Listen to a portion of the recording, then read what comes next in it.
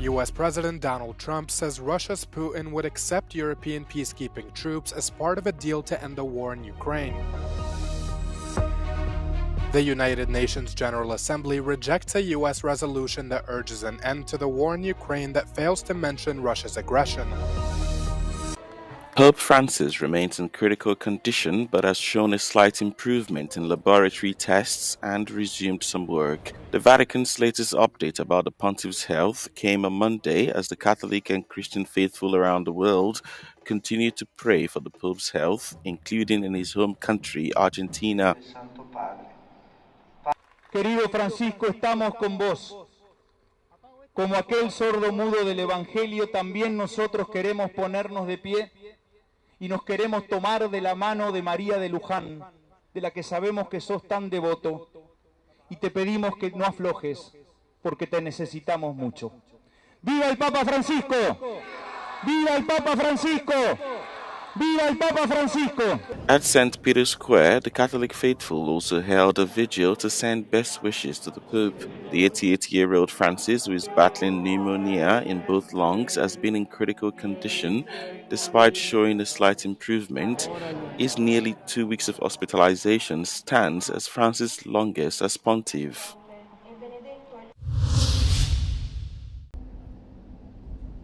U.S. President Donald Trump says Russia's President Vladimir Putin would accept European peacekeeper troops in Ukraine as part of a deal to end the war. He made the comments as he hosted French President Emmanuel Macron at the White House to discuss the ongoing conflict. Yeah, he will accept that. I've asked him that question. You talked to him? I've asked him that question. He said yes? Because he's not, look, if we do this deal, he's not looking for more war. He doesn't mind, but I've specifically asked him that question. He has no problem with it. Thank you, Donald. Speaking at a joint press conference after their closed-door meeting, Macron said European nations are ready and willing to deploy troops to guarantee Ukraine's security. Mais qui sont, si je puis dire, des déploiements de force de garantie. Elles seront, par définition, limitées, mais elles marquent une solidarité. J'ai échangé, je vous l'ai dit, avec tous nos alliés. Il y a plusieurs pays, européens et non européens, qui sont prêts à participer à cet effort. The French leader noted that Europe must learn and not repeat mistakes of the past. He revealed that the Kremlin had betrayed their trust in 2014 and violated a negotiated peace deal as it proceeded to annex the Ukrainian peninsula of Crimea. In 2014, our predecessors negotiated peace with President Putin. But because of the lack of guarantees, and especially security guarantees, President Putin violated this peace. So this is why being strong and having deterrence capacities is the only way to be sure it will be respected. Trump maintains that Putin is serious about securing a peace deal and bringing the war to a close. He added that he believes a deal can be finalized and implemented within weeks. Voting has been completed. The United Nations General Assembly refused to adopt a U.S. resolution that urges an end to the war in Ukraine. Washington's proposal failed to make mention of Russia's aggression in its invasion that violates the UN Charter. 3 European proposed amendments were made to the U.S.-backed resolution before it was voted on, adding language that firmly acknowledges Moscow's aggression. Today we mark the 3 years since the beginning of Russia's illegal and unprovoked full-scale invasion of Ukraine.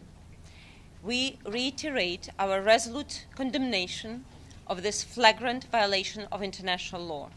The General Assembly has demanded an early end to this war of aggression and a just, lasting and comprehensive peace in Ukraine in line with the UN Charter. Russia voted against the resolution, claiming that Europe did not acknowledge the root causes of the conflict, leading to another anti-Russia piece of paper. К сожалению, в отсутствие нашей поправки о необходимости искоренения коренных причин конфликта, а также после принятия европейских поправок, его суть оказалась полностью извращена. The U.S. also voted against the amendments to their proposal, which passed with 93 votes in favor, 18 against, and 65 abstentions. Washington also put forward its resolution to the legally binding UN body, the Security Council, which did pass. This resolution puts us on the path to peace. It is a first step, but a crucial one of which we should all be proud. Now we must use it to build a peaceful future for Ukraine, Russia, and the international community. The resolution received 10 votes in favor at the 15-member council. The 5 abstentions came from France, the United Kingdom, Denmark, Greece, and Slovenia.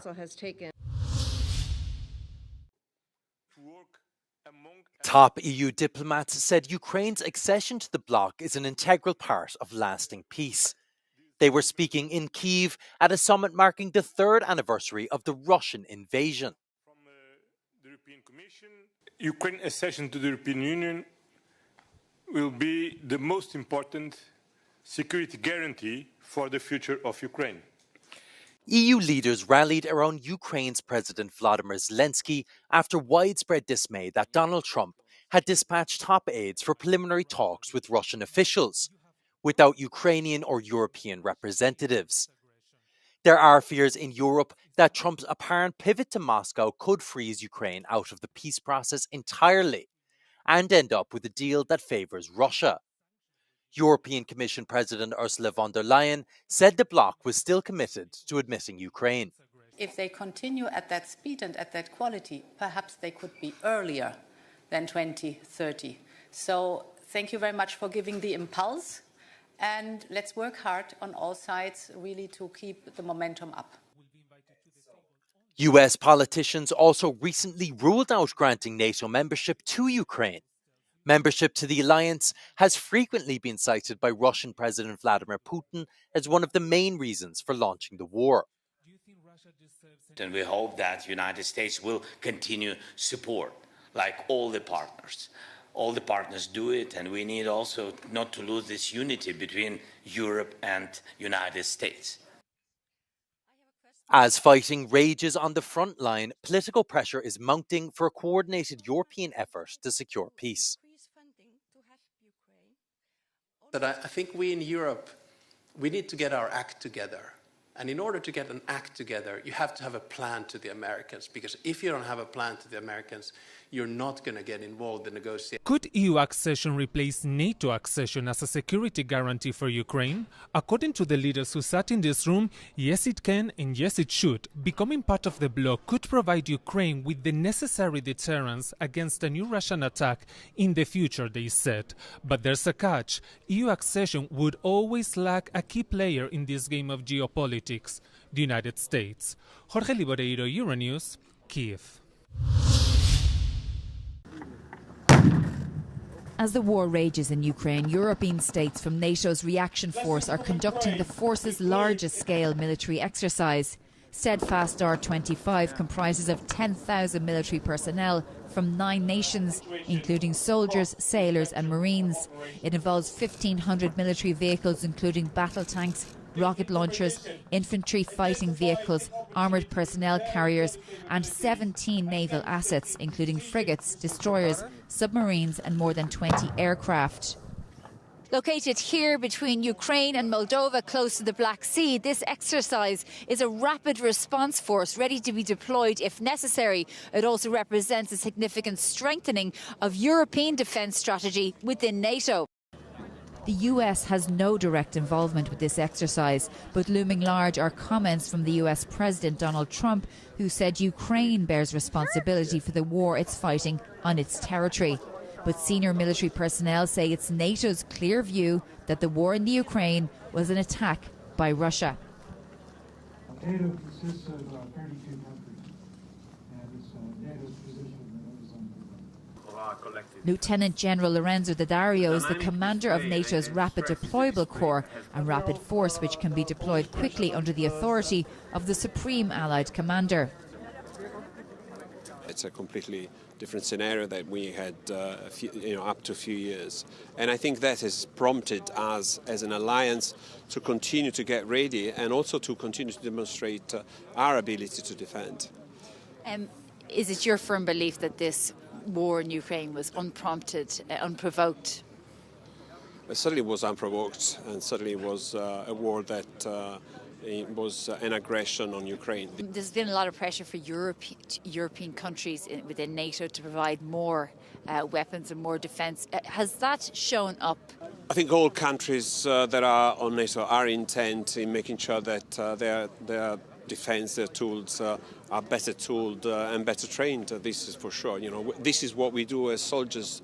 NATO says steadfast R25 increases NATO's interoperability, efficiency and resilience for the serious risks that lie ahead for Europe. Shona Murray, Euronews, Smarden, Romania. Former French surgeon Joël Lusquarnec is on trial for the alleged rape or sexual abuse of hundreds of victims. He is accused of sexually assaulting 299 people who were his patients, most of them children, between the years of 1989 and 2014. The 74-year-old does not deny committing the heinous acts, but says he doesn't have memory of committing every one of the cases he's accused of. But his victims are ready for justice to be served. Hâte de le voir pour lui dire ce que j'ai sur le cœur, qu'il a tué notre petite-fils. Forcément, il n'a pas pris un revolver, mais il l'a tué. The case will span 4 months and comes shortly after the highly publicized rape case of Gisèle Pellicot. If convicted, Lusquarnec faces up to 20 years in prison. He is already serving a separate 15-year sentence after being convicted of sexually assaulting and raping children in 2020.